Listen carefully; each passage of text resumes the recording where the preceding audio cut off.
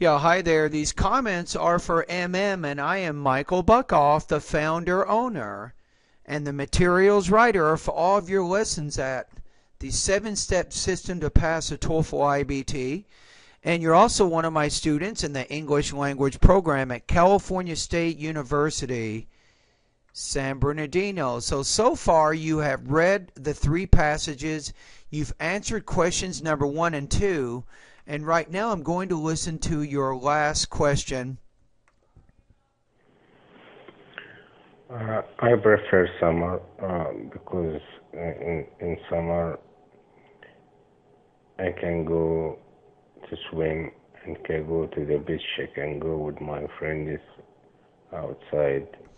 Okay, now one of the things when you're speaking, when you were doing the paragraphs and answering these 3 questions, you keep pretty much the same tone. You have more of a monotone, and English is different than that, so I think you need to work on your intonation a little bit more. I will show you at the end of when I'm done listening to you. I'll give you some ideas on some things you can do to improve. I can take my kids anywhere because at that time most of the schools are closed. Okay. And I can go around the world. I can take them to a trip or travel All right. where we want to go. And in summer, you can go with your friends. I would say in summer, I can go, or my family and I can go with our friends. So don't shift into the you. That would be considered kind of like a grammar error, because the question is asking you, what is your favorite season of the year? This, you can go to hang out, to play football on the beaches, on the sands of the beach. And so one of the things when you're speaking, you want to be a little more specific with your vocabulary. So if you say, well, during the summer, you know, my kids and I can go anywhere. Instead of saying anywhere, say, you know, during the summer, my kids and I can go watch movies in the afternoons. We can visit with our friends during the day because we don't have to go to school. We can even go to amusement parks and things. So try to be a little more specific in the kind of vocabulary you use. And you can have more fun and more entertainment. I would say I can, or my family and I can have more fun. Entertainment at that time. Because summer, most of the friends will be off from work. Say summer, I would say during the summer, most of our friends are off from work. Say something like that. And this is the best time to meet each other and to plan for any trip together. Okay. And this is the most preferable season for me, summer. All right. Okay, thank you there. So now let's go into the syllabus, and what I want to do now is to figure out what your score is on this pronunciation final exam. So I'm on page 2 in the syllabus right now. My first step is to click on the link where it says pronunciation rubrics. Then my next step is to figure out where you are right here.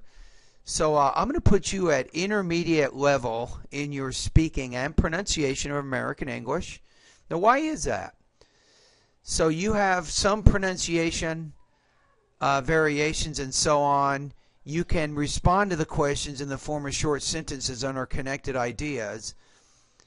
You have confidence, some self-confidence, I think, in social situations. So I'm going to put you right at the beginning here.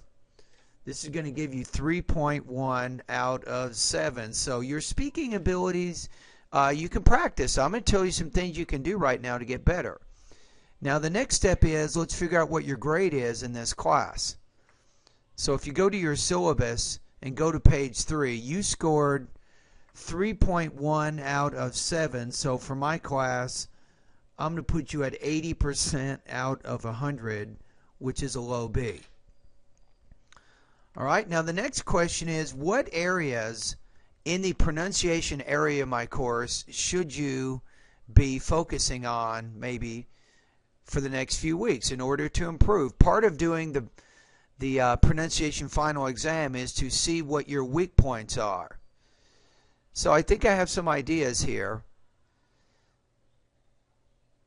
So I would recommend that you go through all of my Speak Clearly lessons, and each lesson will have some practice exercises that you can post. You don't have to post them for me. You can just do it for self-study, but I would keep going through these lessons. I think this is going to be important for you. Now, here are the areas you want to spend more time on. Lessons 26 through 28, syllable division and grammatical word endings. I noticed you sometimes have trouble with this, so I think this would be very important for you. Lessons 33 through 35, sentence rhythm, which is a combination of stressed and unstressed words in the language. I think that you should spend more time in these areas, going through these lessons and completing these practice exercises. Remember, you don't need me to do this. You can just do this on your own when you get some free time.